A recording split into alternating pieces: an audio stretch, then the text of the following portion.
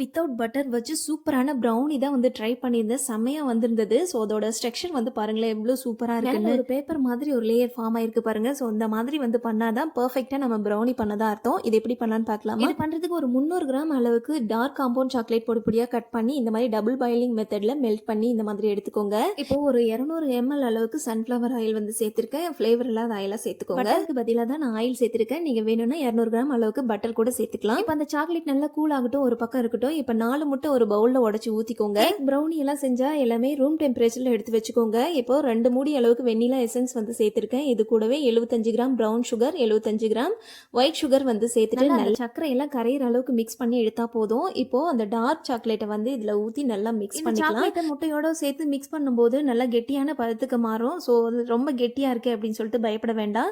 இப்போ வந்து பாத்தீங்கன்னா ஒரு 120 கிராம் அளவுக்கு மைதா வந்து எடுத்துட்டு சலிச்சிட்டு சேர்த்துக்கோங்க. ஒரு 30 கிராம் அளவுக்கு கொக்கோ பவுடர் எடுத்துட்டு அதையும் நல்லா கட்டி இல்லாமல் சலிச்சிட்டு நல்லா மிக்ஸ் பண்ணிக்கோங்க. நீங்கள் மிக்ஸ் பண்ண நல்லா கெட்டியான பதத்துக்கு மாறும். இதுதான் கரெக்டான கன்சிஸ்டன்சி ப்ரௌனி செய்கிறதுக்கு. சுத்தமாக மாவு தெரியாமல் கட்டி இல்லாமல் நல்லா மிக்ஸ் பண்ணிவிட்டு ஒரு பட்டர் ஷீட் போட்ட ஒரு ட்ரேக்கு வந்து மாற்றிக்கோங்க. சரிசமமாக பண்ணிவிட்டு ஒரு டூத் பிக் வச்சு இந்த மாதிரி நல்லா பண்ணி விட்டுக்கோங்க. ஏர் பபிள்ஸ் எல்லாம் எதுவும் இல்லாத மாதிரி. 10 நிமிஷம் ஓடிஜியை ஃப்ரீ ஹீட் பண்ணி வச்சுருந்தேன். இப்போ ஒரு 180 டிகிரி செல்சியஸில் ஒரு 20 நிமிஷம் பேக் பண்ணி எடுத்தேன். சூப்பரான ப்ரௌனி வந்து ரெடி ஆயிடுச்சு. இது ஒரு 1 ஹவராவது நல்லா ஆறணும். அதுக்கப்புறம் பீஸ் போட்டிங்க அப்படின்னா சூப்பராக வரும். குக்கரில் செய்கிற மாதிரி இருந்தால் 10 நிமிஷம் ஃப்ரீ ஹீட் பண்ணிக்கோங்க. அதுக்கப்புறம் ஒரு 20லேருந்து 25 நிமிஷம் பேக் பண்ணி எடுத்தீங்க அப்படின்னா சூப்பரான ப்ரௌனி ரெடி ஆகிடும். கண்டிப்பாக ட்ரை பண்ணி பாருங்கள் நான் சொன்ன அளவுகளோட. அப்படியும் அடுத்த ஒரு வீடியோவில் சந்திக்கலாம். நன்றி.